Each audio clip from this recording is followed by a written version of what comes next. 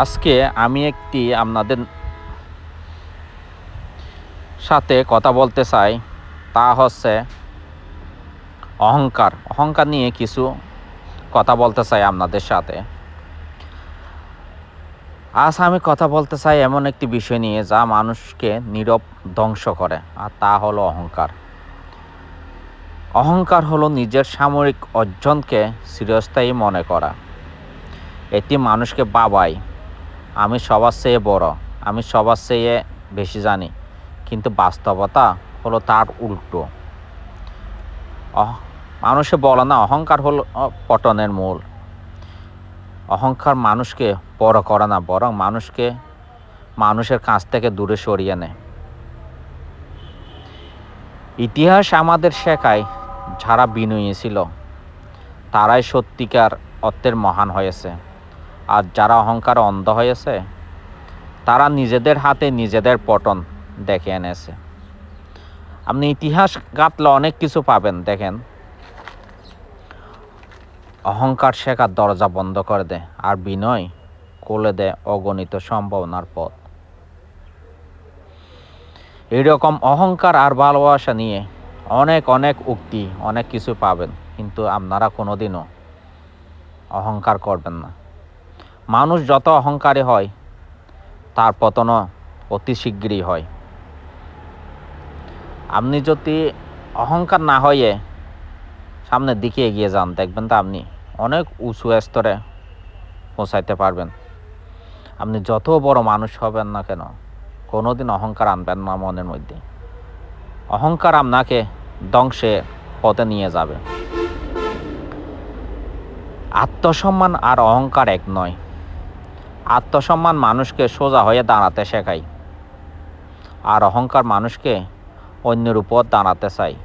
যে মানুষ অন্যেরকে ছোট করে বড় হতে চায়, সে আসলে নিজে ক্ষুদ্রতায় প্রকাশ করে। তাই আসুন আমরা অহংকার নয়, বিনয়কে শক্তি বানাই। কারণ বিনয় মানুষকে নিচু করে না, বরং মানুষকে সত্যিকার উচ্চতায় পৌঁছে দেয়। তাই আপনারা কোনো দিন মনের মধ্যে অহংকার লাগবেন না, অহংকার ত্যাগ করে বলো। আত্মসম্মান শক্তি, কিন্তু অহংকার সেই শক্তির অপচয়। অহংকার মানুষকে বড় করে না, মানুষকে একা করে। নিজের মূল্য জানা ভালো, নিজেকে সবার ঊর্ধ্বে ভাবা নয়।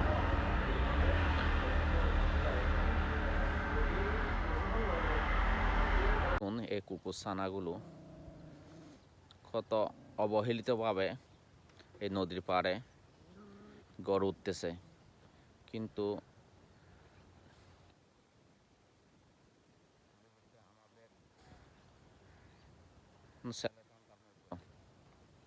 কত পরিশ্রম, কত যত্ন করা রাখতে হতো।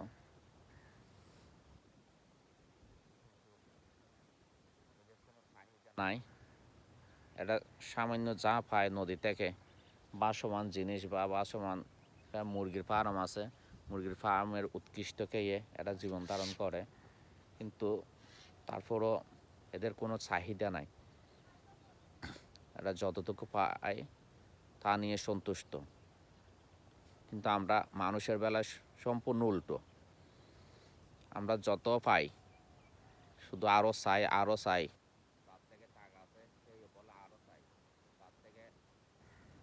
টাকা নাই, এ বলে আরও চাই।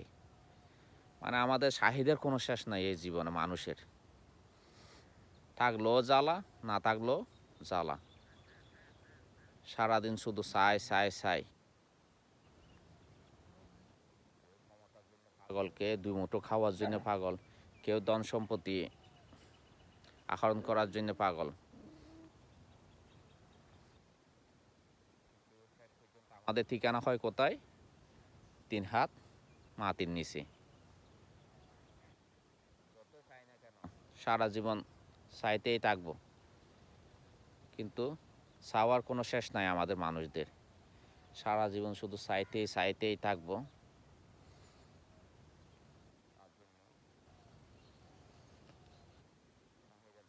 নাই জন্য শেষ পর্যন্ত আমাদের মাটির নিচে গিয়েই চাহিদা শেষ হয়। দেখেন কত সুন্দর করে এরা বেঁচে থাকে, কত কাপড় চোপড় কত লাগে, কিন্তু এদের কিছুই নেই। দেখেন এই সূর্য তাপের মধ্যে, সকালবেলা সূর্যের তাপের মধ্যে এরা ঘুরে বেড়াচ্ছে, হাঁটা চলা করতেছে।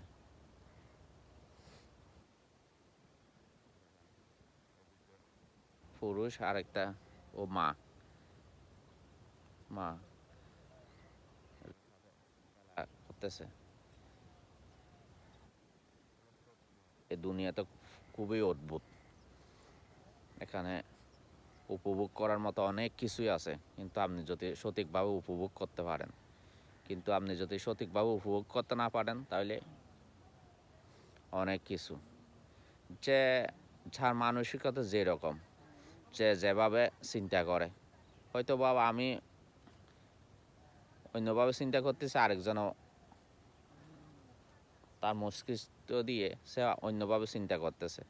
এক একজনের চিন্তা ভাবনা আলাদা। এই সমাজে সবার চিন্তা ভাবনা কিন্তু এক না।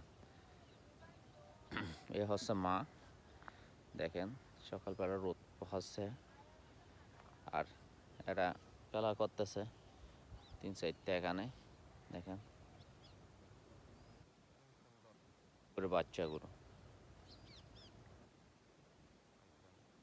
হিষ্টি পুষ্টি, দেখেন দেখলে যে কারো মন গলে যাবে। এখানে ঘুরতে আসলাম, দেখলাম যে এগুলো খেলা করতেছে, সত্যি আশ্চর্যের কিছু কিছু জিনিস